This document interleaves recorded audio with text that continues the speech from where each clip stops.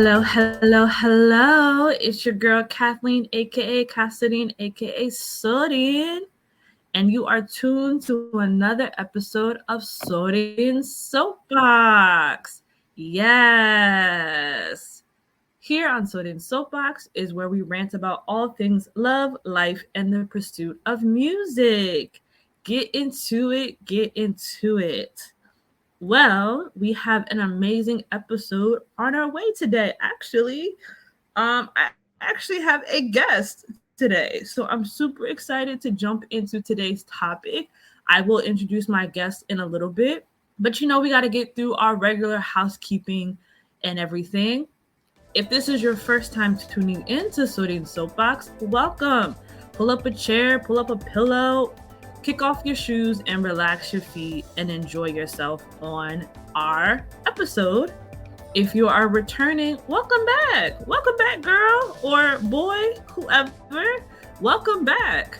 I'm so glad you are here listening to this episode with me. So I'm really looking forward to today's episode, and we're definitely going to get into what the topic is. But y'all already know, before we do, please follow your girl on all social media platforms. Facebook, Twitter, and Instagram. My handle is Shameless Listo. That's ShamelessLissto. Hit me up. Let me know what your thoughts are on whether today's episode or previous episodes, or if you just want to chat. Let me know where you're listening from. I'd love to get a connection with my listeners and have a bond, because I feel like if you're listening to my episode, we're family, and I want to get to know who my family members are. So make sure you follow me, make sure you send me a message, and let's have a chat, okay? All right, now, normally before we jump into our episode, we have what's called Sodian's Life Update. But I am going to remix it today because of the special guest. So we're going to do a couple house rules first, and then we're going to jump into our normal segments. Okay, so first, I do want to advise that this episode is going to be a little different, obviously because I have a guest, but because I have to give a disclaimer. Normally, my episodes are, rated G, PG at most. This episode, I just want you to know it's probably going to get explicit. And if that's offensive to you, which I understand for some, that's okay. I'm going to give you time now to, go ahead and click off, and you can wait for the next episode where it's a little bit more, clean. But this episode is probably going to be a little bit explicit, and not intentionally. It's just that there may be some words that fly out, and it's just more natural. So again, I'm giving y'all a disclaimer. There may be some explicit language. If that's offensive to you, if you can't take it, then I find no offense at all. But I do want to give you the time now to go ahead, exit out of the app, or find another podcast episode to listen to if you haven't caught up on my season 1 or maybe other episodes. Now is the time. So I'm going to give you like 5 seconds to do so. Okay, so now, before we do our Sodian's life update, I'm going to introduce my guest. So, she is educated. And I mean, when I say educated, I mean she is smart. SMRT, okay? Sis got an education. She's funny. She's witty. I mean, she's the whole package, okay? And I'm not just saying this because she's my sister, but I'm just saying this because, like, she in her bag, okay? Sis can write. I mean, she writes. She uses tangential and delineate in a proper sentence. Can you do it? I mean, if you can, cool. But if you can spell it and you can use it in proper sentence, I give you kudos. But my sister can, okay? She is a literary agent and she is doing boss things, okay? So I'm excited to introduce my first guest on the show, which is none other than my sister, Samantha. But we just gonna call her Sam for the rest of the show because it's weird to use her full name. Sam, introduce yourself. Hi everyone. I'm so glad to be here. That was like a killer intro. I don't think I've ever been introduced like that, and I've been introduced several times. I So try, appreciate I it. try, I try. Okay, sister. So yeah, I'm so thrilled to be here, but I'm gonna let Kat take the show so we can get into the life updates and go from there. But I'm happy to be here. Okay. So, as y'all already know, we normally do our students' life updates. So, that's the segment we're going to get into today. So, in the last episode, I told y'all your girl went paragliding, and that was new for me because me outside in the air, child, if you told me 5 years ago that I was going to be paragliding, I would have called you a liar. So the fact that I did it is a testament to the fact that I'm in a whole new place now. But since then, we had another, long vacation. So I decided to take myself out and try something else new. One of them was amazing. The other, horrible. Do not recommend, half a star. So we're going to start with the bad and then ease our way into the good. So the bad was I went to here in Korea they have festivals for everything. I mean, they have hot dog festivals, they have uh water balloon festivals, they have painting festivals, they have Korean culture festivals. Like, I mean, literally there's a festival for everything. So, this particular weekend was a firework festival. And I thought that was dope. For any of y'all that know, I grew up near in South Jersey and I grew up near the boardwalk. So seeing fireworks is naturally part of my childhood, part of me growing up. And for some people, they think, oh, fireworks is fireworks, like there's no big deal about it. But for me, it has meaning. So when I heard firework and festival, my mind just automatically thought, oh, there's gonna be like food trucks, there's gonna be games, there's gonna be fireworks, it's gonna be the whole shebang. Little did she know, it was not gonna be any shebang. It was gonna be a shabam. Okay? So what was going on was there was going to be three countries represented at this firework festival. It was Italy, Japan, and Korea. And they were going to have their whole fireworks, set up, and it was going to take place at the park. So I'm like, okay, cool. I originally was going to go by myself, but I invited some friends that I recently made, and I was like, oh, let's go. We decided to go together. And when I tell y'all, all of Korea showed up to this firework festival. And when I say all of Korea, I mean there was at least 2 million people at this one festival. Why? Why? Why? I think it was the worst thing I could ever decide to do because I mean, there was so many people there. Literally, like, imagine Central Park and the entire park is full of people. Like, I mean, and Central Park is huge, but just imagine it's nothing but people. People sitting down on these tents, people standing all over the places. Like, it was insanity. It was insanity. But anyways, I digress. We go. The friend I'm with, she says one of her friends is holding a spot for us to sit down and watch the fireworks. I said, cool. Y'all, it was like Maze Runner. You're having to tiptoe through people, finagle through these aisles. I mean, you have people pushing you and shoving you. And the only thing my friend's friend told us was like, she's next to this I sold you sign. The sign is huge. Are you in front of the sign? Are you behind the sign? Like, prepositions are important. Are you across it? Are you in front? Are you behind? Are you diagonal?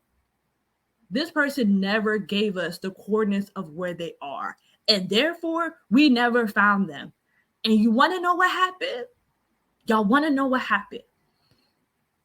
As much as people like to say Koreans are very friendly and kind, which they are, I'd never seen a mob mentality until then. Because once the fireworks started, there was a fire in the crowd, okay? Fireworks in the sky, fireworks in the crowd. Because you had people saying, 안주세요, 안주세요, 안와요, which for my English people means, please sit down, or not even please, sit your ass down, sit your ass down, I can't see, I can't see. So my friends, we can't find the group of people who claim they were saving us a seat. We're standing with no place to sit. Because again, we are tiptoeing through a bunch of people to try to figure out where we can go. But no matter where we're going, everybody's sitting down and you're blocking everybody's view of the fireworks. I could feel my anxiety raising from the soles of my feet to the crown of my head. I was like, I'm not gonna be able to do this. I gotta get out. So we decide, I think Italy went first with their fireworks. So we're like, once the whole Italy show finishes and there's like that break time, we were gonna, make a mad dash and leave. Because even with staying the whole time, it was gonna be utter chaos once everybody decided to leave anyway. Because we realized there was like so many people there that even if you stayed the entire time to watch the fireworks, the mayhem that was going to ensue once people left at the same time was going to be worse than if you left like halfway through. Child, we tried to leave and we didn't realize there was only 5 minutes in between the next show. We got caught standing and there goes the angry mob again, screaming at us to sit down. They can't see, they can't see. And then these random kids who learned the one phrase of English was like, sit down, please. Like, they talking about something, please sit down. I heard you in Korean. You ain't got to use it in English. I heard you. It was horrible. It was absolutely horrible. Again, half a star, do not recommend. I'm still getting jitters, just the thought of it. Would never do that again. I can just go on YouTube and type fireworks and watch fireworks from my home if I ever miss fireworks, because I'll never do it again. But on the polar opposite, I took myself out to an orchestra. I'm out here doing bougie things. I'm proud of me. So I took myself to an orchestra, and it was a Studio Ghibli orchestra. And for those of you who don't know, I really love Studio Ghibli. Like, Howl's Moving Castle is my number one favorite. And then there's Ponyo, Spirited Away. Like, I love these movies. Totoro. So to hear an orchestra play my favorite movies and hear the soundtracks come to life. Oh, y'all, I was a big baby in there. I don't know about anybody else, but your girl was weeping, okay? I was in shambles. And I actually loved every moment of it. And I just remember thinking, like, these were the type of things that, no offense, I thought only Wahite people did. So the fact that, like, me sitting in an orchestra and enjoying the ambiance of the music. And the funny thing is, I was so worried about what was I gonna wear, because I wanted to, I was trying to give rich auntie vibes, okay? Like, I got money, okay? Because I'm manifesting, I'm speaking that into existence. Like, I wanted to go in there like, oh, she got money. Oh, she racking it in. Y'all, you had people in there wearing hoodies and basketball shorts. They had on jeans and a t-shirt. Cause like I ain't never been to an orchestra, so I didn't know what people wore. I just assumed, this was a classy thing. People dressed up to go to the orchestra, just like people dressed up to go to the opera. That was my thinking. Child, they was in there wearing whatever they had on. Like, oh, we was out for the day, just here and there, flâner, which in English just means just running around. For those of y'all, I know I like to add my Creole. But yeah, it was out here flâner, and they decided, you know what? Let's go to the orchestra. And just walked in there with what they had on. Some people were dressed nice, but other people were just dressed regular. So next time I won't stress myself so much about that. But I loved every minute of it. Coming home again was chaos. I don't know why I keep getting caught up in chaos. But yeah, going home was hell because the whole crowd was leaving at the same time. So that was a mess. But I loved it. And I'm going back to another one next month, and I absolutely cannot wait. But all right. That's enough of Sodian's life update. Now, I am going to actually let my sister share some life updates because she had some fun too over this past weekend. So, Sam, go ahead. Yeah, so I guess this is the first Sam life update. Yeah, So girl. actually last night I went to the Jack Harlow concert. So for those who are currently living in the quote unquote post pandemic world, I was a true pandemic quarantine person. As soon as they said the world was chaotic, I locked down. I didn't take that lightly. I didn't go nowhere I didn't need to be. It was very like, in the house. So the last time I'd been out with friends was probably like August 2021. And I've been kind of semi locked down apart from like moving across state. So, yeah, going to the Jack Harlow concert was the first time that I was like, oh, like everybody outside, like we can do this, we can be in social situations. I'm a huge Jack Harlow fan. For those of you who know him, like, yes, missionaries, those of us who maybe don't know him, I definitely recommend checking out his work. I recommend starting with the mixtapes and working up to his latest album. Some of y'all might know First Class, which is his like number one Billboard hit. But yeah, I got to just go to his concert in Miami, be around some really amazing people. Y'all, I was in the front row. When I bought my tickets, I was like, I want to feel his breath on me, which is like, I know, weird as hell, but I was so close. The only thing between me and him was like the speakers and a fence. And I had a great time. But yeah, I highly recommend for those of you who haven't heard of Jack Harlow, definitely worth checking out. And I think that's like a nice segue into the topic that we're going to talk about, because Jack Harlow was featured in a song called Churchill Downs with Drake. So, yeah. Yes. So that is actually our topic for today. We are going to talk about our favorite artist, which is Drake. It is both me and Drake's month. We are October's very own OBOs. So this episode is actually going to be where my sister and I rant Scorpio. and rave.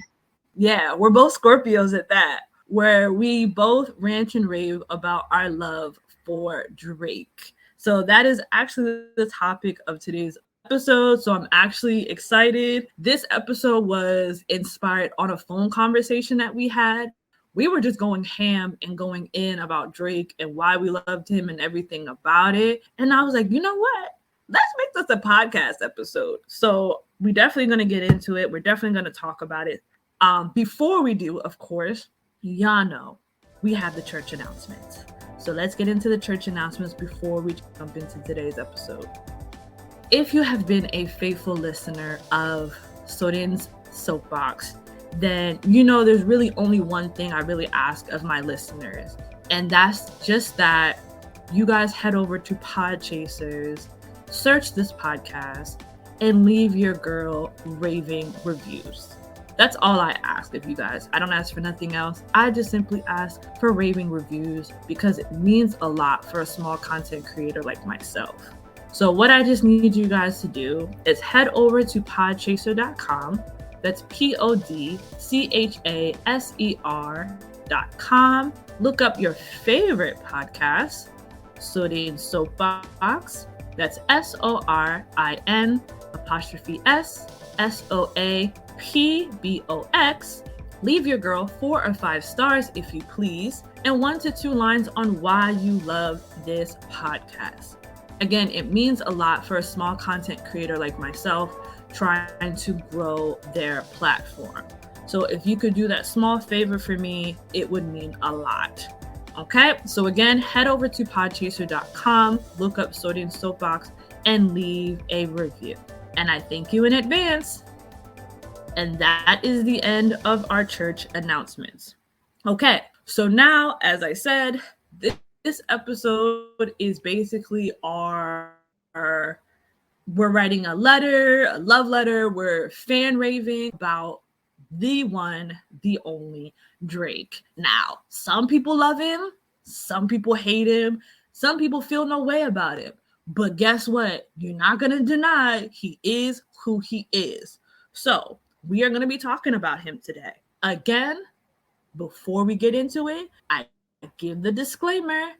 This episode is going to be a little explicit because we're talking about lyrics. We're naturally just going to get excited. So if that offends you, I give you time now to go ahead and exit the episode now. I won't be offended and I'll catch you on the next one. But we about to go in about Drake, okay? And sometimes it gets there, okay? So you have your moment now. Otherwise, we are going to jump into it. So first, we're going to talk about our introduction to Drake. So basically, how did we meet Drake? So I'm actually going to let my sister, Sam, start first. And you tell us, when did you meet Drake? How were you introduced to Drake? So for me, I was introduced to Drake way back. I was a Degrassi stan. For those of you who are familiar, it's a Canadian TV show that was on the N and then was broadcast in the US. I'd watched it for ages. I was far too young to be watching it, if I'm quite honest. Girl, I don't know how you was watching that show, but go ahead. But I love the drama. It was the drama for me. But back then, he was just Jimmy. He was just Jimmy Brooks, a boy going to a Canadian community school, and he wanted to be a basketball player. And he was just that kid. And I absolutely loved the show, loved him on the show. He had some really great storylines, but I think the biggest one that even at my big age still lives in my mind rent free. There was a school shooting episode, which was timely and like was ahead of its time in terms of the conversation that was taking place. And in it, Jimmy, aka Drake, gets shot, aka Aubrey Graham, got shot. And I remember like weeping, and like he was such a strong actor the entire scene. I was like, oh my god, like he needs an Emmy, like this kid is amazing. And then shortly after, there was like a period where they were doing like behind the scenes lives of the characters on the show. And so there was a time where like there was an episode where you saw like Aubrey Graham, and he's like at his house with his mom, and he's like, yeah, like I started on Degrassi. He's like, but I want to be a rapper. I want to be a musician. And I was like, okay, Jimmy, like calm down. Like nobody like Little did we know. Little did we know. Little did we know. I was like, okay, he's like wants to rap. I'll keep an eye out, but I don't really expect like he's gonna be on SoundCloud and that's it. And then obviously I immediately heard from that point it was Best I Ever Had. Then it was Successful with Trey Songz, and then immediately after that was Fancy with Trey Songz. And I think that's when I was like, oh, he's not just like dropping some music no one's gonna know. Like he was on some bops that had like a lifetime. Girl. He was out here, and I was like, okay, like maybe he's gonna be collaborating with Trey Songz and they're gonna be like a duo. I was like, oh, I mean, like we didn't know that he would later collab with like Future, but I'm like, oh, it's gonna be like a Chris Brown Tyga type of collaboration, right? And so right, that was right when I met Drake and kind of like followed him, and I've been a stan ever since. So yeah, that's my introduction. I think I don't know yours, so I would love to know your intro. I mean, for me, I wasn't into Degrassi. It wasn't for me, and I think I was a little too old for. I don't think I was necessarily the show's demographic when it came out. You were you were the appropriate age. I was too. Gotcha. Yeah, I wasn't into Degrassi. I do remember the whole, wheelchair Jimmy and seeing the episode that you referred to. But my first introduction to Drake was the song "Replacement Girl" with Trey Songz. We know he's canceled, but for this sake, my first introduction to him was "Replacement Girl" by Trey Songz, because at the time Trey Songz was like huge. Just Gotta Make It had dropped. I can barely remember any of his songs now since he's been canceled. But the fact of the matter is, Trey Songz was at the peak of his career. Yep. And especially like I was in college when he came, like when Trey Songz was like out, or like going into college or something around that time. But I remember Replacement Girl came out, and I was like, who's this dude that like he's got us featured? And then afterwards, successful, like it played everywhere. And I was like, okay, this is the second time we're seeing this dude. So, right, like you said, I thought it was going to be more of like a Chris Brown and Tyga type of situation, where like they were going to be like duos, and it was going to be like one dude sings, one dude raps. Like that whole ordeal is what I imagined the relationship to look like. And then all of a sudden, Best I Ever Had came, and the dude is solo, and I was like, wait, like he's for real about this. Like he's not here for play. He's here because he's like, I want you guys to remember my name. You will forever know my name. I'm not the dude who is featured with Trey Songz. I'm going to be the one that everybody wants to work with. Or you're gonna be like, oh, have you heard the latest Drake song? Are you playing the latest Drake album? Like he said, I'm coming here to eat. And funny enough, in the conversation that we had on the phone, we said Drake could have easily decided to go the Aubrey Graham route and be an actor. Because think about it. You start off on Degrassi, which was a well-renowned show, not just in Canada, but also in the US. So he easily could have like decided to train under other actors or whatever and really put in the work to be like, and like somebody that we know now is just an infamous actor. Like we see now, for example, Denzel Washington's son is like all over in these movies. Drake could have easily decided like, I have a really good launching pad from Degrassi. I'm going to start my career and be in these movies and be in these other TV shows and just expand his acting career. But he made literally a 180 turn and said, I want to be a musician. I want to be a rapper, and went that route. Yeah. And like what? The thing is too, he really could have pursued it because there's the actress Nina Dobrev, who was in the Vampire Academy, and she's had a huge like TV career, and she was also on Degrassi. So like it was really a clear path forward for him if he was like, I'm going to be an actor, because he was a really strong actor and he could have really pursued that path. But I think he was like, no, I have the skill set to do something else. It's a challenge. I thrive in challenges. And he really was like, I'm going to prove everybody wrong. I'm not going to be, no offense to SoundCloud rapper where I only have a couple like mixtapes and that be that. He was like, I'm going to focus, study, do what I have to do. And like you said, Best I Ever Had, he came out with a bang. And he was like, this is not my debut that's gonna like after this I'm gone, I'm ghost, one hit wonder. He was like, this is the beginning of a collection that is gonna basically be a museum of my life. And chef's kiss. Because it was chef's kiss, because honestly Drake could have decided to stick into what he knew and like be comfortable in the fact that like I've been an actor. Like I don't think people really understood it. Like I feel like now people see Drake and they kind of be like, oh, Drake's overrated, Drake is this, that, and the third. But y'all don't realize Drake could have easily decided, I've been acting for like, how long was Degrassi on for? Do you remember? Like the show as a whole started in the 1980s, but he was on it for a good 5-6 years, if not more than that. Yeah.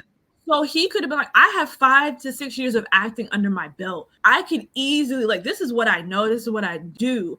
But like, I'm not saying that he probably wasn't rapping and doing all of that on the side, but it wasn't like what was making him bread, what was like making him money. He had money already from Degrassi. And the fact that he was like, I'm going to step into a different lane and pursue it. And he would like, it wasn't one of those like light, I'm going to put my, toe in the water. Because we've seen some artists like they come out and they do a couple, like the only thing you see them as is a feature on everybody else's track. And then it's not until like years later you see them blow up, or they do like the Cardi B route and they just drop a bunch of mixtapes until that one song hits. That wasn't his route. His route was he went and teamed up with Trey Songz for like 2 songs, maybe 3, I think, depending on like if you look at there's like one album that there's a couple songs with him and Trey Songz on. But for the most part, this man was like, I'm trying to do this and I'm trying to do it big. So that's essentially our introduction to Drake, in the way that like, oh, this dude is not like, he's here to stay. Like he wants to be a household name is what he's telling us. Because like you said, best I ever had. And then Fancy was like T.I. and Swiss Beats. What? Right. And it was about everything did. And I think he made a smart move with that song because it's an anthem. And like an anthem has staying power. If you do an anthem that girls can get dressed and ready to, that we're using at the pregame, we're playing in the club and we're feeling ourselves, like, and that's something he's done throughout his entire career, is he at least has one anthem that he drops that you can just play for years. And I think that's what Fancy was for him. And then that was a catalyst for all of the bops and the like golds and the jams that he provided us with from that. Girl, it was just, we can get into like, it because we love Drake. and we can segue into the next section of like why we love Drake. This man always has an anthem. Like literally, Drake gives us anthems. He gives us anthems. Okay, Fancy, best I ever had, nice for what, Controller. What's the other one? Like, I mean, there's so many. Energy, like Legend, Non-Stop. He's giving you songs for every occasion. God's plan.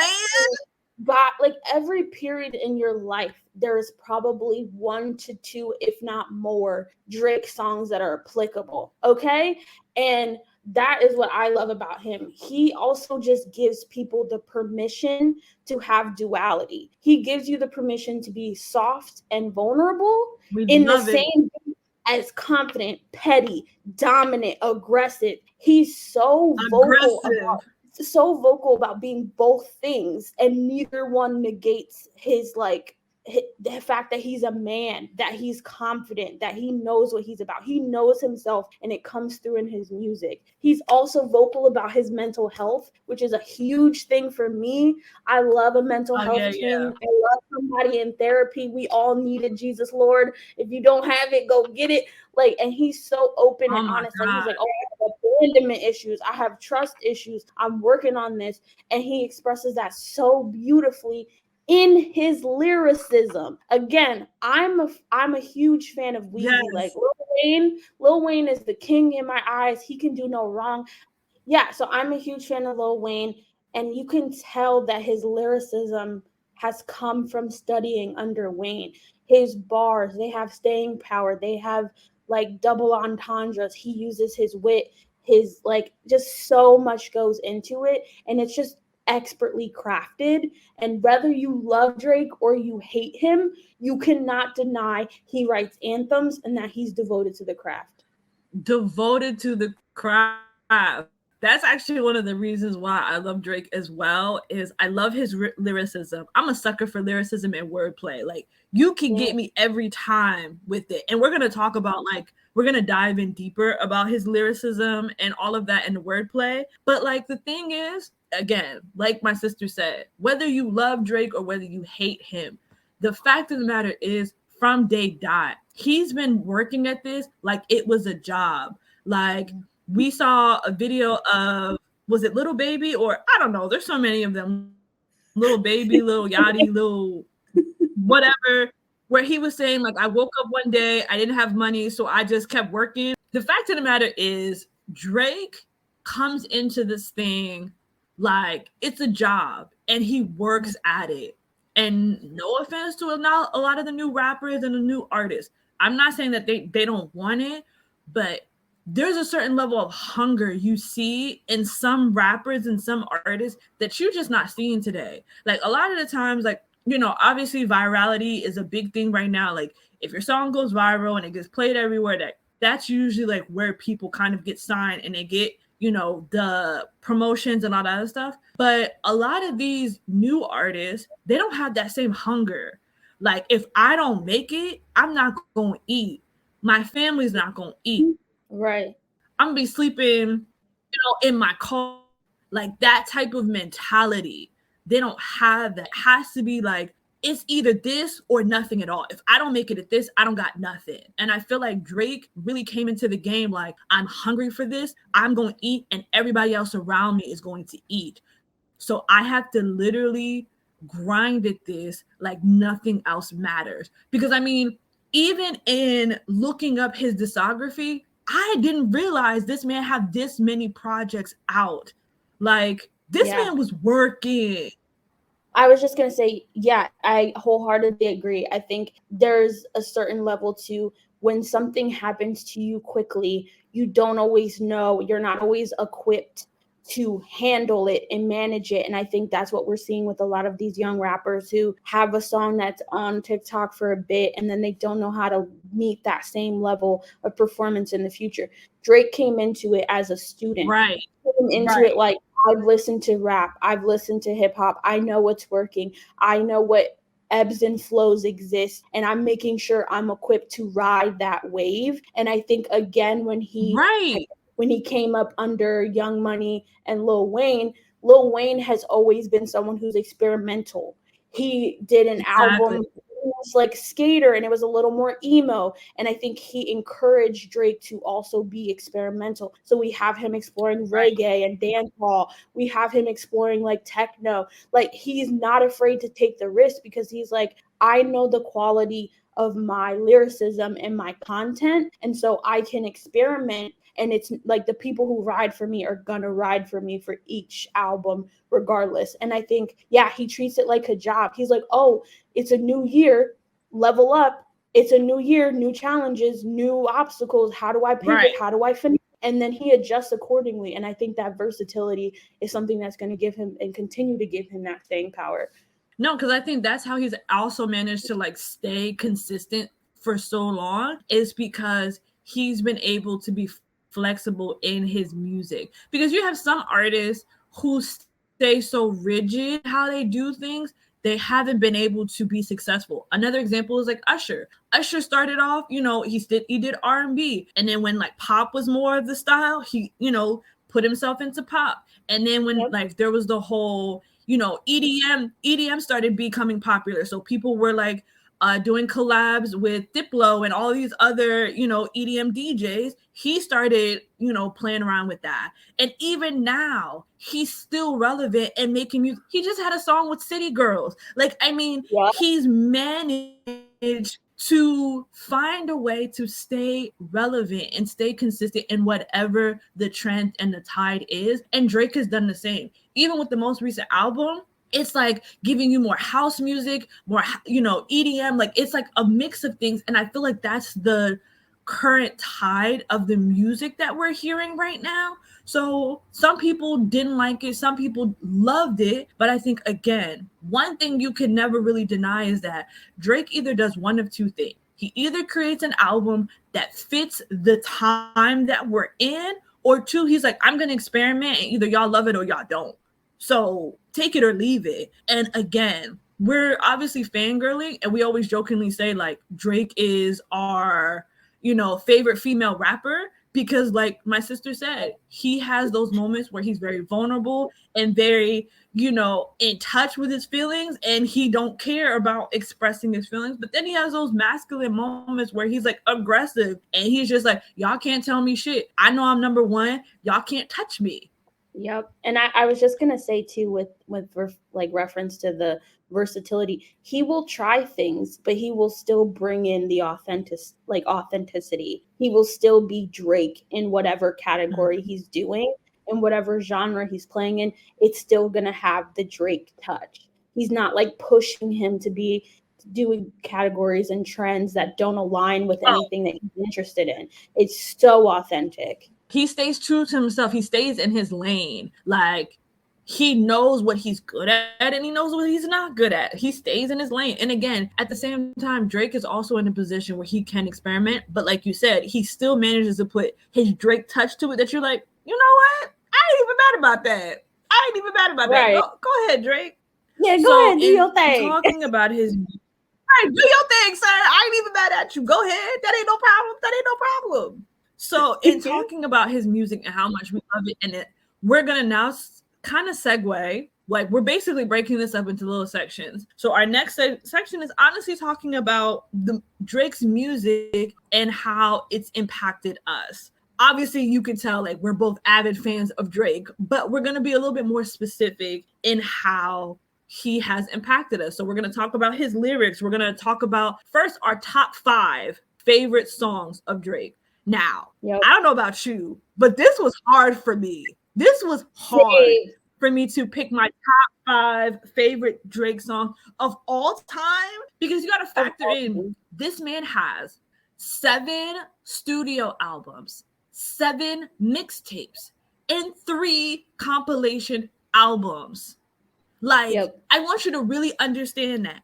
7 studio albums, like official mixtapes. When I was looking at it, I was like, that was a mixtape? I thought it was an album. No, it was a mixtape. It was a mixtape. Oh, okay. I thought it was an album. My bad. 3 compilation albums. So the 3 compilation are the ones he did with like Young Money. So either way, the challenge that my sister and I have is that we're going to try. I have honorable mentions. I don't know if you have honorable mentions, but we're excuse me, I was not told I had no honorable mentions. Okay, I would have had like 33 songs. I did tell you could do honorable mentions. No. How I told you could do honorable mentions. Anyway, okay. Well, I'll name the ones that I have as honorable mentions, and then if any pop up in your head, you can be like, "Oh, this song." Okay, how about we do that? Okay, we'll do that. Okay. Sorry. So we're going to list. I was gonna say I have 2 honorable mentions. I will include them, and then whatever you say, go off. But yeah, let's get into it because this was tough, but we're here. This was hard because, as you can tell, we love Drake. So we're gonna do our top 5 favorite Drake songs. Then we're gonna we're gonna talk about like our favorite lyrics, and then we're gonna go into what we believe is our favorite Drake album. So this whole part, it's gonna be excruciatingly hard because we couldn't pick which one. All right. So we're going to start off with our top number 5. So I'm going to let you go first and you tell me what is your number 5. Hold on. Let me get my list up. Hold on. Wait. I kind of need my list up. Because you're going to have to write these down. You got to stay ready so you don't have to get ready. Come okay, on. My bad. I know. You got to stay ready so you ain't got to get ready. I know. My bad. I'm slipping. My bad. All right. Okay. What is your number 5? Okay. So my number 5 is from a mixtape. No, it's called November 18th. I don't know. I feel like even the most diehard Drake fans don't always know November 18th, and it's just the vibe is right. For me, he's equally being soft, equally in his bag, talking that shit, which feels like a subgenre in itself. And I think I saw this song. It was like on a YouTuber I was watching, and it was like his intro. Like it would be like boom, boom, boom, boom, and I just remember being like, okay. And ever since I've been obsessed with it. It's not played. I actually made Apple Music give me my most played Drake songs, and it's not in there. But it's a personal favorite. And yeah, I was like, I thought I played it more than 5 times. Apparently not.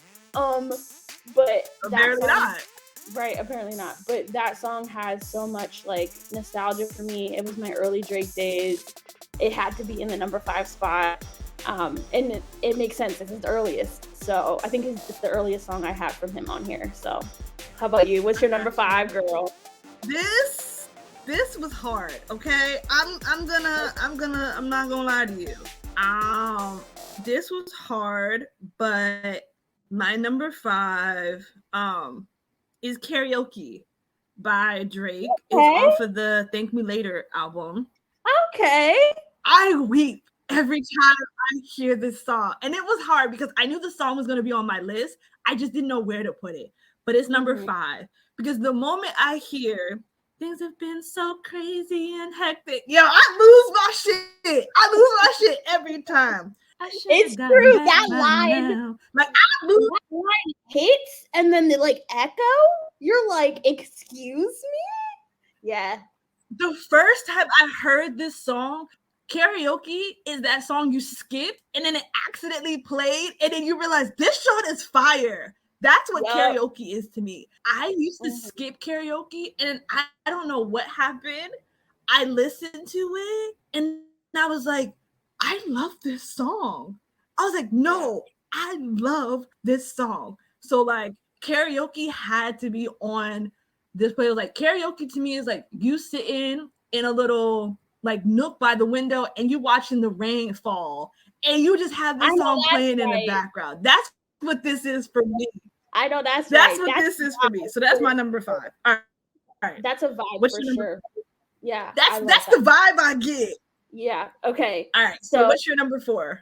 Number 4, again, it was all tough for the whole 5, but number 4 was a real fight to the death, fam. Okay. I was like, I don't know if I go soft drink or if I Drake. I don't know. Because that's the hard part. Do you go soft drink or hard drink? Yeah. Sorry. So, that sounds weird. But the idea is that like you go like soft with soft drink, you go with like aggressive drink. Yeah, exactly. And so, but number 4 had to go to a soft. So you said karaoke. I feel like karaoke is the soft drink, and I follow up with "Come Through." "Come Through" has always been. I love it so much, and it's very much like it's like soft, like Marvin's Room energy without being Marvin's Room. And so I just love it. I feel like I play it all the time. I'll be in like the shower, like washing my hair, and I'm just like, come through, come through. It just hits. And like you said, like it's a whole vibe. I absolutely love it. Come Through had to take the number 4 spot. It was a fight, but Soft Drake had to come for number 4. I'm not mad at Come Through though. I'm not mad at Come Through. Number 4 for me. See, you started off hard, like, and then you went soft. I had to go the opposite. So number 4 for me, because we talked about anthems. We talked about anthems. Nice for What is number 4 for me. Oh, I had to. Nice for What? I had to. You gotta be nice for what? That's on my list, niggas. Drake knew. That's on my list too. Yeah, that's on my list too, though. So like, okay. Look, Drake knew what he was doing with that song. You gotta be like, it was an anthem for the ladies. It was like, yeah. I feel like I should say where it is on my list now. No. Don't. You can say once we get there. Don't like. But the fact of the matter is, it was like this song was for the lady. Like the lyrics to "Nice for What." Come on, like come on. It was like, and in the music video, the fact that he had all that representation in there. Tracy Ellis Ross, like I mean, he brought out the women in the video, like. For real. He had Yara Shahidi in a Harvard sweatshirt. Like Yara Shahidi in a Harvard sweatshirt. She hadn't even graduated yet. Now she graduated. And I'm like, she hadn't even graduated yet. Bruh, exactly. That's what I was like, come on. Like it had to be number 4 for me. All right. Now, number 3. All right, number 3. We getting up there now. We getting up there. Okay, so number 3 for me is Blem. Okay, now some people Blem? I don't know that really. Yeah, I don't know that like everybody loves Blem, but like when I was living in New York and I was commuting all the time, Blem used to come on all the time in my commute. And it just became like, yeah, like it just became such a soundtrack for that time of my life. And like, I absolutely love that song. I play it way more than I think most people play it. It was very easily in my top Drake playlist. I was like, dang, I didn't know I played it that much. Again, this is him being experimental, playing with the patois. Blem itself in patois means like being high. Yeah. And so I mean, the whole More Life album was like very like Jamaican reggae inspired for sure. And so that when he's just like talking about being faded and like just the like, again, it's a very vibe, like mood setting song. I absolutely love it. I don't think most people would put like Blem or anything from More Life on their top 5, but Blem had to be on there for me. Okay, now I need to know I'm your not mad at you. Come on, so, it's crunch time. Number 3. When I say the title, you gonna know why it's number 3. I mean, I feel like you might have this song on your list. I don't know, but it's the motto. It's the motto. My God. Okay. Number 3 is the motto. Oh my, of course. I mean, like, yes. I had like the motto. Yeah. 100%. Like every day. Oh, what's up? Like I had to. It's where the infamous YOLO came from. It's where the infamous YOLO came from. I mean, I'm not saying that's why I like the song. Like I think I have, like, when we get to the lyrics section, I believe I have some lyric from there. But the fact is, like, it's a bop. It's fire. It is. Like, the first time I heard it, I was like, okay, get it, Drake, get it. Like, I mean, it was. If you listen, the motto is self-explanatory. Yeah, if you listen to the motto and don't move your body, you ain't okay. Some wrong with you. Like you either you don't have rhythm or you just don't like music. It's one of the two. Either you don't have rhythm or you just don't like music, because ain't no way. I'm dancing right now. I'm dancing now. Music ain't even playing. I'm dancing to it right now. I got the beat in my head and I'm like, every day. Real niggas, what's up? Like, I mean. And then the Weezy verse. Don't even get me started on Weezy, but. Right, the Weezy verse. We're not going there. All right, we are down to our top 2. So I think what we'll do is, after we share our top 2, we're going to do our honorable mentions and then share our number 1. Okay? Okay. All right. What is your number 2 song? So my number 2 is Nice for What? Because. Okay. Maybe that's it. Okay, that's it. And you said it. You nailed it. It's an anthem. And it's a female anthem written by a man, which is amazing. The song dropped in 2018, but I feel like I was talking earlier about how I've been quarantined for real. And there's something about the lyrics that hit right before I was about to go to this Jack Harlow concert. Like, you've been in the house, like, you know what I mean? Like, it was just something about, like, a debut, like coming back out into the world with some energy, with some confidence. And it was just something to get yourself hype over. You and your girls getting dressed, getting your makeup ready. Like, it hits that so much. And I think that's a song that in 10 years is still going to hit the same. The music video, like you said, still hits. And like, the minute you told me we had to do a list of 5, I was like, this is either going to be number 1 or number 2. And so I was like, okay. Got you. And then once we got down to the situation, I was like, oh, gotta put it in number 2. Gotta put it. Okay. And so, yeah, that was. Yeah, I got you. That was in there. So, yeah. Number 2. I got you. My number 2, I kept changing my number 2 until last night. Right before this episode, I was going through Drake songs and just to try and recheck. And I heard this song and I was rapping all the lyrics and I was like, nah, I gotta put this at number 2. Okay. And the song I picked, hold on, I want to make sure I say the right album so that in case anybody wants to go and listen to these songs, you know what album it is. So this is from the Thank Me Later album and it's Over. The song is called Over. Ooh, that's a good one. That's a good one. Okay. Tell me why. It's over by Drake. Like, for me, it's a celebration song. Like, I know way too many people here right now that I didn't know last year. Who the fuck are y'all? I swear it feels like last few nights we've been everywhere and back, but I just can't remember it all. What am I doing? What am I doing? Oh yeah, that's right. I'm doing me. I'm doing me. I'm living life right now, and this is I'm gonna do till it's over. Till it's over. Like, I mean, like, bars. when I read the lyrics, I was like, no, because like, that's right, I'm doing me, I'm doing me. I was like, regardless of whatever happens, I'm always doing me. So when I heard over, I was like, no, this song has to be number 2 for me. It has to be. And it ties into my number 1 because I feel like they have the same mindset for me. And that's why my number 1 and number 2 are similar. But we're not going to get into our number 1. We got to get into our honorable mentions. Okay. So, how many honorable you want me to start since I have more? I want to know 1, 2, 4. Okay, we can do 4. I can do 4. I have 4. Okay. All right. So since I'm the one that mentioned the honorable mentions, double entendre, I will start. So first one is headlines. Yes. First one is headlines. Yes. Again, I was replaying this and I was like, nah. And again, for those who need to know what album that is on, headlines is from Take Care. Oh yeah, so headlines is from Take Care, and then I believe from the same album is Legend. That's my other. No, Legend. No. If you're reading this, is too late.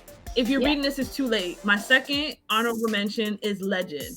Because when I pull up on a nigga, tell that nigga back. I'm too good with these words. Watch a nigga backtrack. I mean, come on. Fire. If I die, all I know is I'm a motherfucking legend. I mean, flame. And that's the thing. We'll get to that in a little bit. But the fact is, like, you can see the lyrics and you know the cadence in your head. But we're going to get into that. We'll get into that. Okay, next one. Next one is Take Care. And then Take Care. I know you've been hurt. Like, come on, Rihanna and Drake.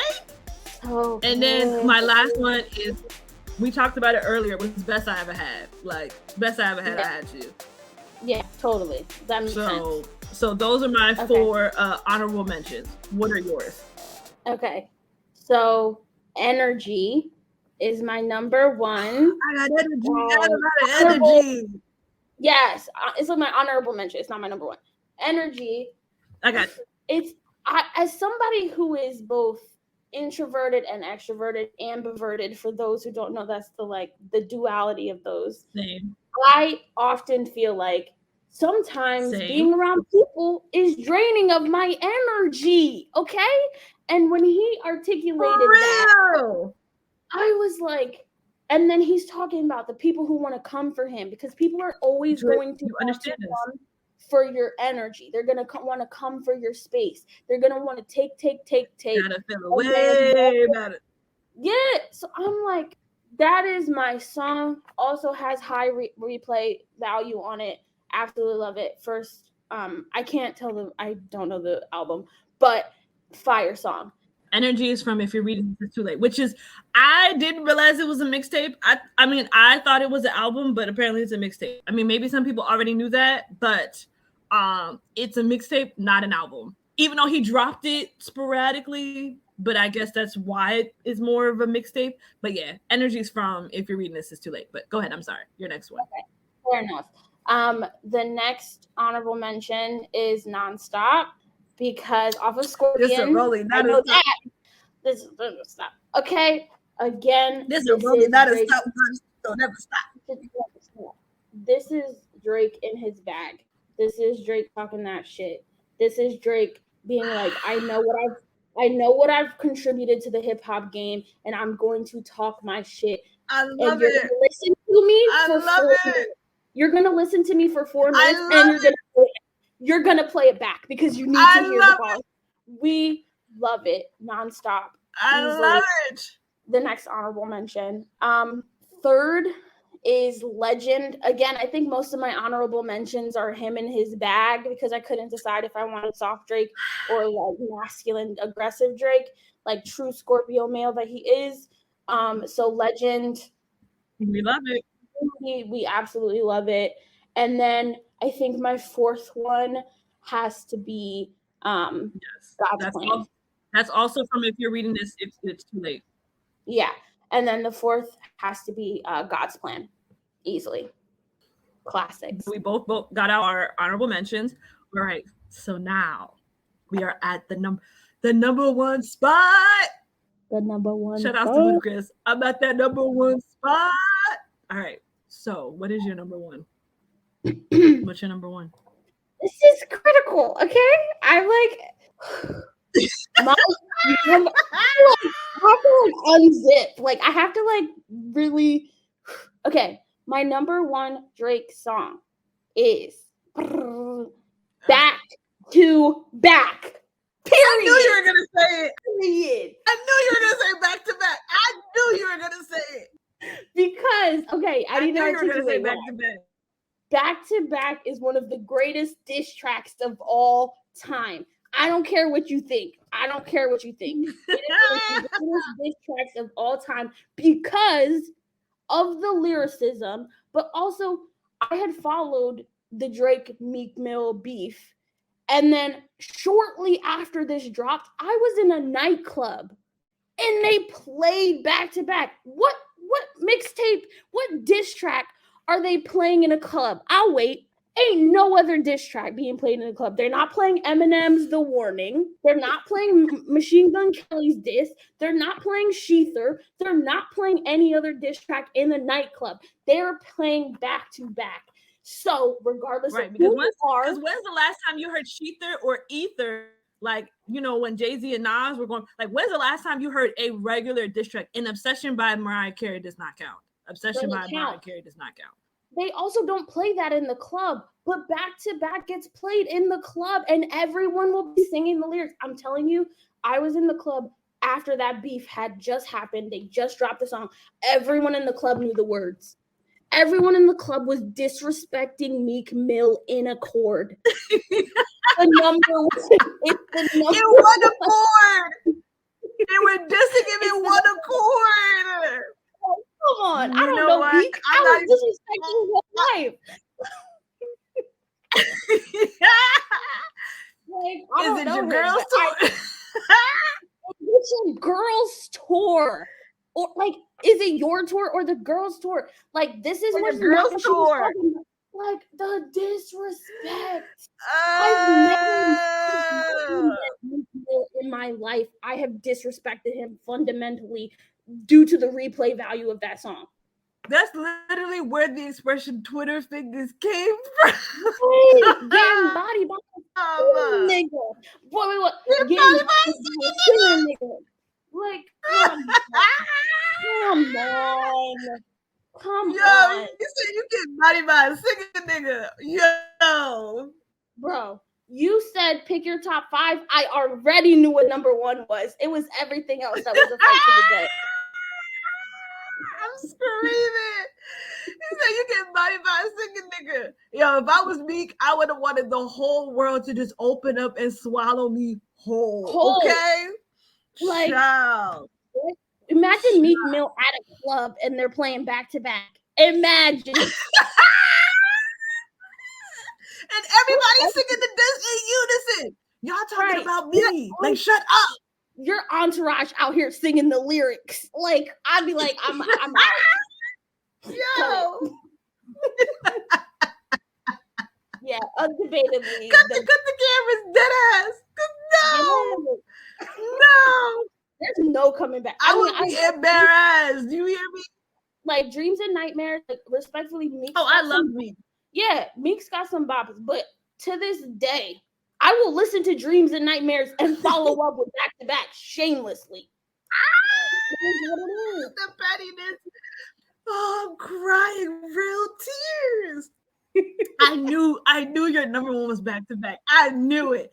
I was like, I don't know what follows after, but I just knew number 1 was gonna be Back to Back for you. There was no question in my mind. The way you love that song. I need to know your number one now, because I don't think I Number one can guess. was hard. Number one was hard. It was between Six God and this song. Because Six God, I'll admit it. Like, I love Six God. Ties in with my mood with Over, and it's Worst Behavior. Oh, my worst behavior. My favorite is Worst Behavior. Like Worst Behavior is literally, and for those again, it's from Nothing Was the Same album. The lyrics, worse. Motherfucker never loved us. Fucking never loved us. Like, I mean, I'm on my worst behavior. Nope. Yeah. Don't you ever get it fucked up. Like, right. He said, call my phone. I bet you never want to hear us. Motherfucker. Us. It was the pregnant pauses. There's pregnant pauses in that song. It's the pregnant pauses. And then it's like halfway through, he changes his cadence. Who's hot? Who's not? Tell me who. Like, I mean, what? Who's hot? I'm still, yup. Like, you switched it from your flow and then you added Puff Daddy at the time's flow? Yo, get out of here. It's the disrespect on the track for me, and I love it. No, that's a beautiful So one. I had a very hard time because it was either Six God, because I love Six God. That beat, like that beat drops, and I'm like, yo, Six God. But then every time Worst Behavior, I act ignorant. Not ignorant, I act ignorant when Worst Behavior comes on. I got 2 straps on me. I got 100 bands on me. Like, that's the mentality that I have when Worst Behavior. I'm driving my Audi. You can't touch me. You can't talk to me. Okay? Right. Worst Behavior. That's a killer number one because it shows his flow, his change in flow in one song. He's in his bag. It's definitely like musical bulletproof armor. Like, nobody can touch me. Energy. That is a beautiful number one. I love soft Drake. I love when, like, karaoke Drake. I love when he's like in his feelings, but when he gets stupid and he get ignorant and he's in his like full blown masculine, oh my god, I love it.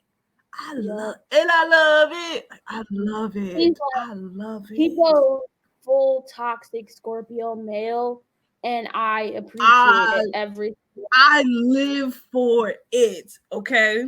So now that we done dropped our top 5, do you want to share any of your favorite Drake lyrics?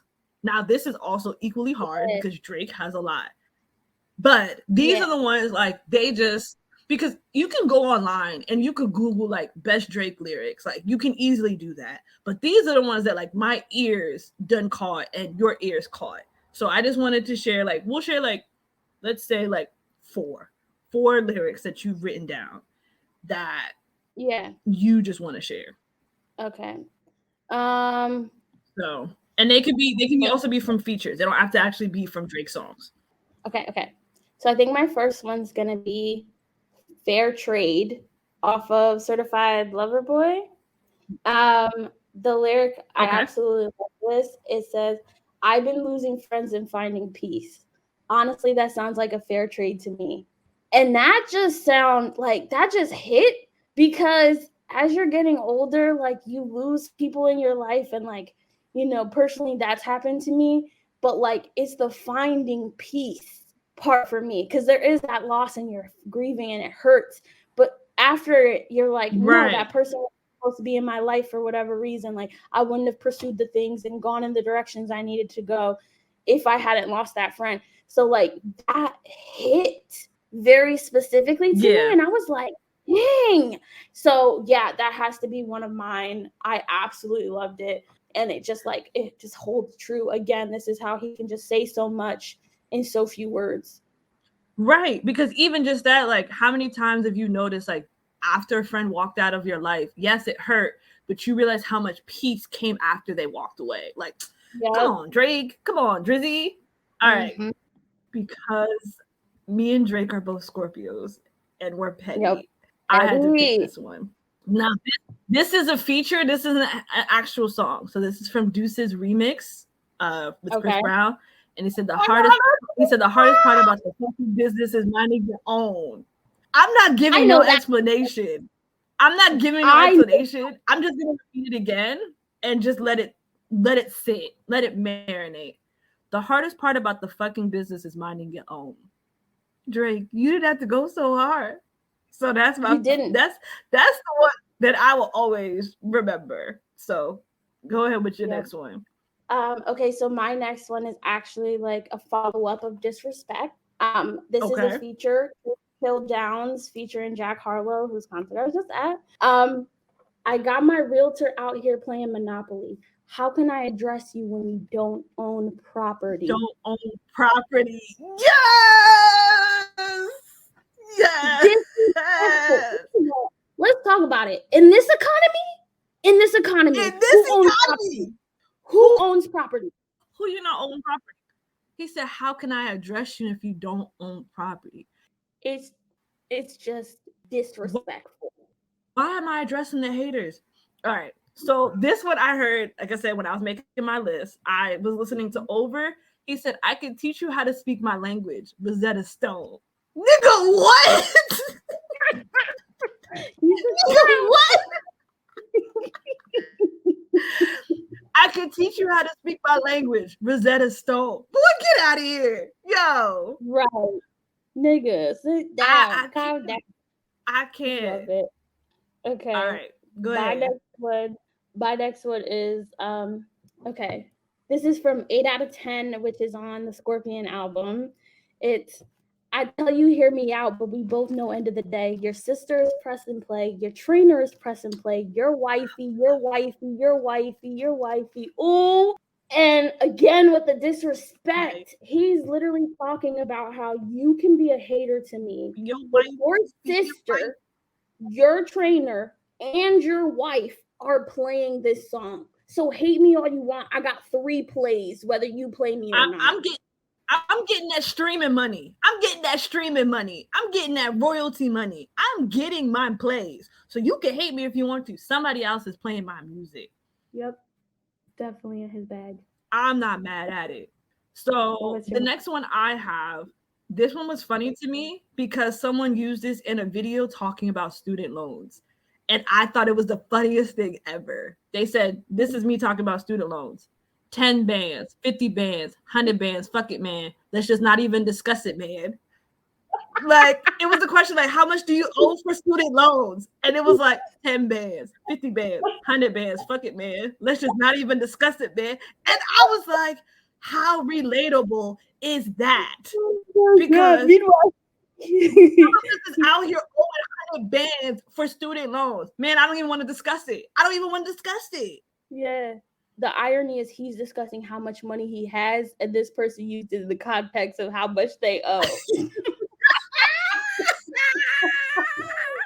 Oh my God. The creativity behind it, though. So good. It was the creativity. I was just like, yo, I give chef kiss to that because that was perfect. So what's your last one? My last one is, this is like kind of tying into just Drake as an individual. And so this is from Champagne Poetry, also off of Certified Lover Boy. And he says, under a picture live some of the greatest quotes from me. And again, he's a little bit in his bag. He knows how many mixtapes he has. He knows how many albums he has. He knows his bars. He knows hoes are out here putting pictures on Instagram just to use a Drake lyric as caption. And I feel like his like hat tip to that, to acknowledging that he knows that he's providing all these people with content, with captions, was just like a really nice pull out to be like, he thinks it, and he's letting you know he knows. And so, yeah, I absolutely love that nod. Okay, what's your last one? I'm here for it. All right, my last one. This is hard because Bill's so big. I call him William for real is always going to be my favorite, but that's not my last one. My last one is going to be again. I heard it when I was listening to Over. So the Rosetta Stone one was the other one, but this one says, "If you think I'm gonna quit before I die, dream on." Yep. Like again, he came into this knowing he was going to work and put in that work. and he was never going to quit. He was never going to just be like, you know what, this ain't it for me. Like I'm out. If you thinking I'm gonna quit before I die, dream on. Yep. Bruh, I love you, Drake. I don't know if Drake will ever listen to this episode, but I love him. But go ahead. We love him and just are so grateful for just the dedication to the craft, the lyrical prowess, the comedy, the petty, the masculinity, the duality of his I masculinity. mean, Just ticking mad all boxes. of it. I mean, all of it. And you know what I mean? Like there's so much more we could talk about Drake. Like we could talk about how if there was no Drake, there'd be no Weekend. Because I mean, even though the Weekend had his, you know, mixtape era, him and Drake, again, that Trey Songz and Drake collab, it happened again with Drake and the Weeknd deciding to go on tour and create a whole collab together. I mean, like TikTok's using his music. He's bragging about the fact that like we use his lyrics as captions. I mean, YOLO, I'm not here for a long time. I'm here for a good time. That's Drake. Like, I mean, all of these things like he's implemented into us. How many Marvin Room covers were there when he dropped that song? Like literally everybody was making a cover of Marvin's Room. And I think the way we're going to wrap up this episode is we're going to both share what our best album of Drake is. We're going to share like what we consider is our best album because I mean, like I said, we could go on and on about Drake. I mean, one of our fondest memories is literally like having a whole road trip listening to the Scorpion album from start to finish and having like that initial reaction, like listening to Energy, hearing Nonstop, hearing like I mean track after track. We were just like, yo, Drake is in his bag when he dropped the Scorpion. Like we had a whole road trip just listening to that album. Yeah, for me, that road trip was really memorable because like obviously we both love to listen to albums from beginning to end, but so much of our reactions were together and like you would pick up on bars that I didn't pick up on and I would pick up on bars that you didn't or be like, oh my God, wait, who is that he's sampling right now? Like who is that he's sampling? And it was so fun to be like listening to Mob Ties and be like, okay. Yes. Like, and I feel like it was just right to just have this like road trip scenery while we were both like, oh my God, wait, play that back, and like Ratchet Happy Birthday and being like, what? Like, what is this? And just getting to Ratchet Happy Birthday. Yes. The album is just like the Scorpion album in and of itself is a really great album. And I think, like you said, that album's always going to have like a special place in our lives because like we had like a bonding moment of literally just driving back home on like a long trip and being able to just like, I remember like the album just came out and I was like, I'm not going to listen to it until she's in the car. And we just literally were critiquing it, going back and forth. Drake was going in on the album and just being able to experience that together. So obviously, as y'all can tell with this episode, like we love Drake. And so I feel like it's only appropriate that we both decide like in our own what we consider to be the best album from Drake. Again, like picking the top 5, this is hella hard because again, 7 studio albums, 7 mixtapes, 3 compilations. That's a lot of catalog to pick through. But we're gonna do our best. I'm gonna do my best. So, again, I'm gonna let you go first because you are, you know, the illustrious guest. So, what would you say is your favorite Drake album? You can either say like your favorite or what you consider is his best body of work, whichever, however you define it. Yeah, so I went with the album that I felt like encompassed a full spectrum. Again, we get vulnerable Drake, we get aggressive Drake. The album has the most replay value for me, where I probably skip the least amount of songs. I'm gonna say the runner-up was Take Care because that came out my freshman year of college. Okay. That was really when I was like, Drake's my favorite female rapper. That was really when I was like, oh, like all of those songs were played at different like parties. which was like really a soundtrack for my freshman year. But my favorite album is Nothing Was the Same. Has the most replay. Again, you would be surprised because none of my top 5, I think, came from Nothing Was the Same, but I felt like the album collectively I play over and over and over again. I got you. That's the number one. That's my favorite album. I got you. You know what? I'm not even mad because just for those, again, if you're not familiar with Nothing Was the Same, tracks like Started From the Bottom was on there. Own It, Worst Behavior, From Time with, that's when Janae Aiko like basically started hitting the scenes. Hold On, We're Going Home, The Language, Now You Talking My Language, Come Through. So it has a lot of quality tracks on there. So I don't blame you for picking that album. That's actually a really good album. For me, I also struggled in picking what I consider to be my favorite. Okay. And it was a tie between Views and The Scorpion. I was very much like tied between which one. But if I have to pick, I'm still struggling even now to decide. Nah, because legitimately, like, this is a very hard track-wise. View has You With Me, Feel No Ways. It has Weston Road Flows. It has Controller. It has Grammys with Drake. I mean, not Drake, but Future. It has Pop Style. Too Good with Rihanna, I believe. Fire and Desire is a good track. I mean, and then if you think of The Scorpion, I mean, we obviously ran through it, but I'm just going to give you a track rundown of like what's on there. But you have Nonstop, you have Elevate, you have God's Plan, I'm Upset, 50,000 on My Head is Disrespect. You have 8 out of 10. You have Mob Ties. You've got Nice for What? Finesse. I love Finesse. You have Ratchet Happy Birthday. And I think actually there's more because like he came out with like a deluxe version. Yeah, In My Feelings, Blueprint, Don't Matter to Me, so, Dark. But I'm gonna go with Views.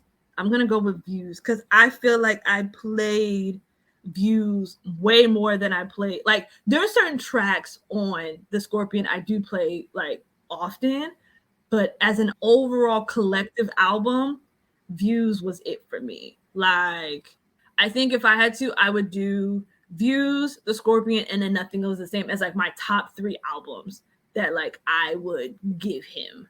But yeah, I'm gonna go with Views as my number one. I think those three are my same 3.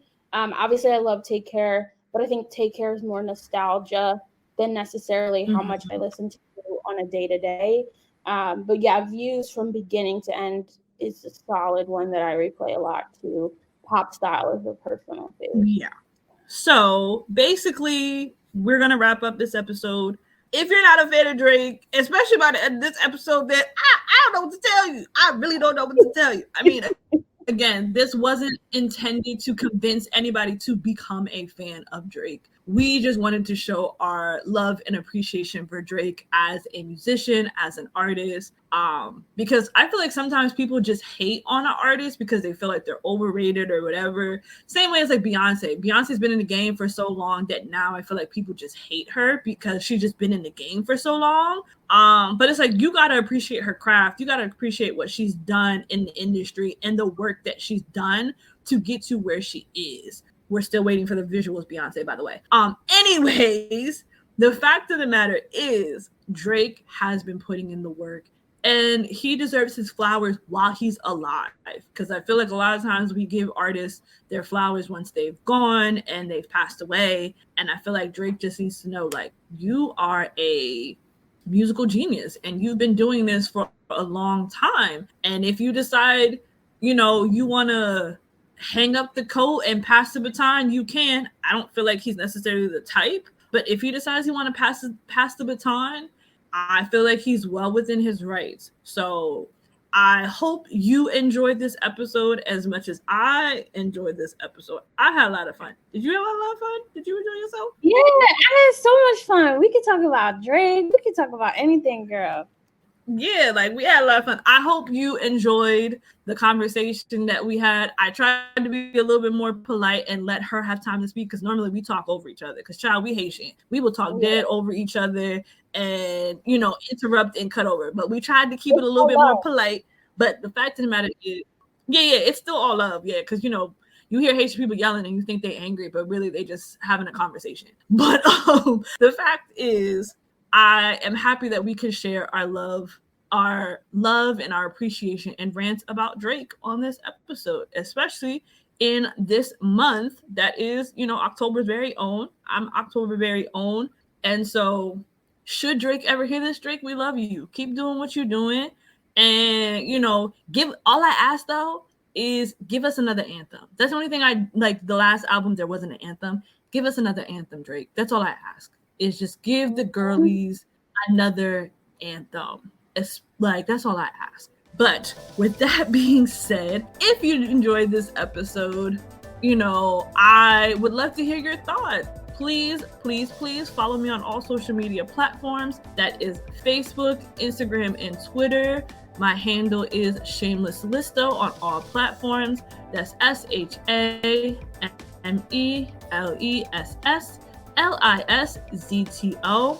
I'd love to hear your thoughts on today's episode. Are you a Drake fan? Are you not a Drake fan?